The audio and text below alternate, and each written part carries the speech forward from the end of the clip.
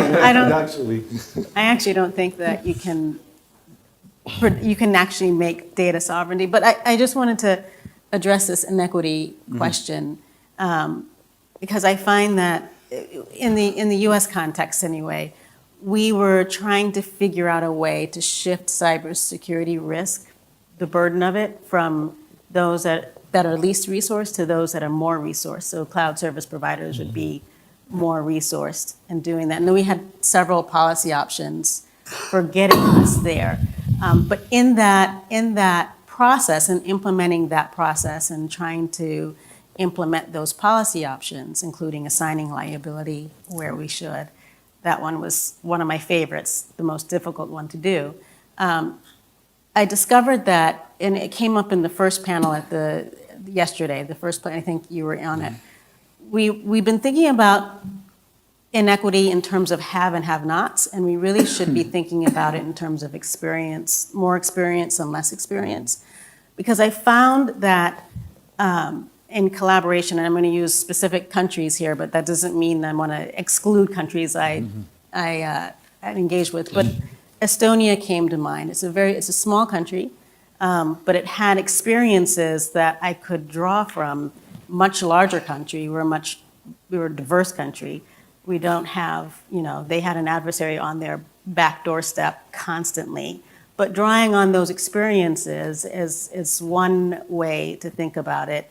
Estonia was also in a position where it was colonized instead of a colonizer at one point, and so they would be able to exchange best practices with other similarly situated countries that have less experience in a way that was not necessarily matched from the United States. Another country that comes to mind is Israel. Germany was one I learned a lot from because it's a federated system, and they had to figure out security in a federated system.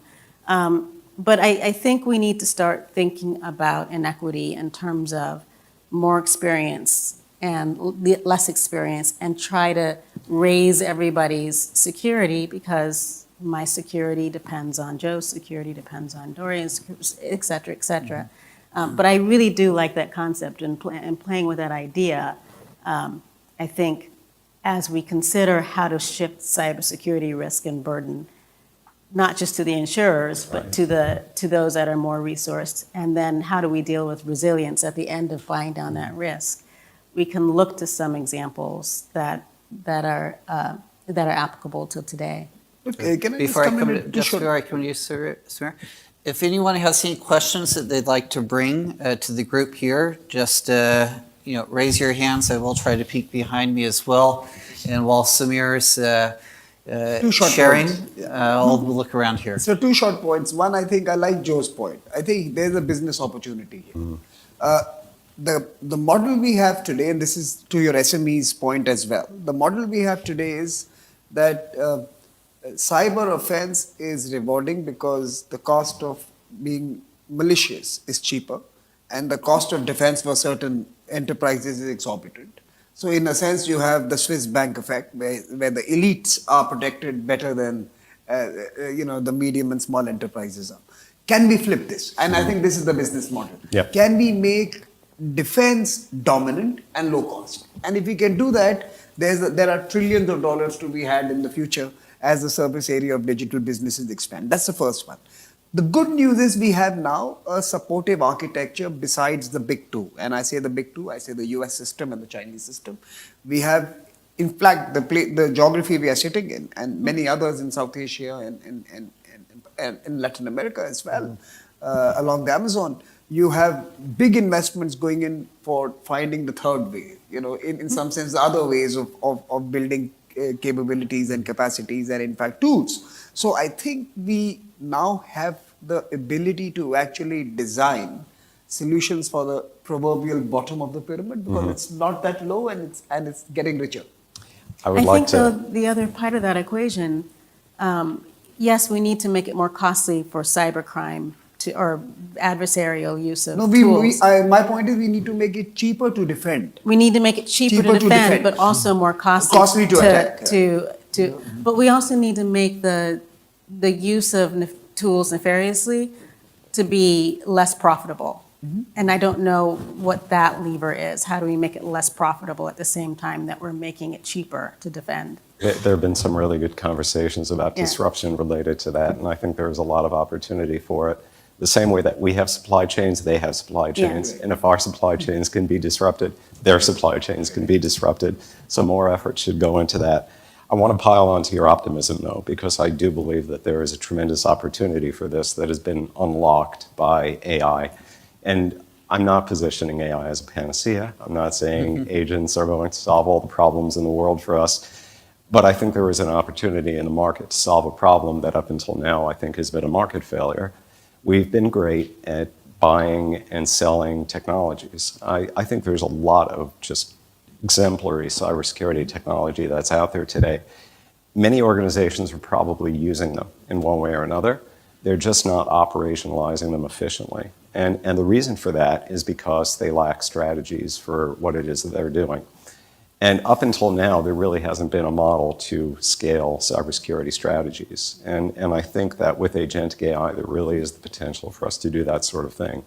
So we were curious about this problem because we operate in the space of the small to medium enterprise as well as the large enterprise. We have a very large footprint of very, very small customers who categorically would operate below the cybersecurity poverty line.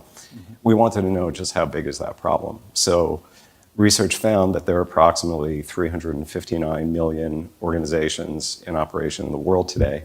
Wow. And we were curious how many CISOs there were who were servicing those organizations. There are about 32,000. So you've got about 32,000 CISOs or CISO-like titles in the world who are attempting to defend 359 million organizations. It's a ratio of 10,000 to 1. Those are not good odds. So this is why I say this is a market failure. We haven't figured out how to address this yet. And I think that we do have the potential to do that now. Yeah, Samir, you did make me think of, going from Napster to Spotify, right? They made discovery search.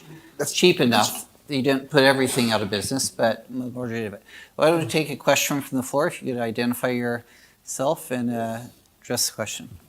Mauricio Benavides from Batuta. I just want to ask everybody, we're part of the conversation topic is riding the storm. So I feel like we're already in the storm. And a lot of the conversation is talking about how we're going to prevent that storm. But what do you guys think that we're already hacked? So taking that into consideration, what should we be thinking or doing as we're riding already the storm? How do we get out there? How do we leave that storm and come back to calm? Great. Who wants to offer the Sorry for first? changing the topic a little bit. So if you're talking about the storm being like the use of emerging technologies deployed by the bad guy, and we're all sort of being chased by the bad guy, or you're talking about the storm being the geopolitical situation, environment? I think we're talking about small companies. Yeah.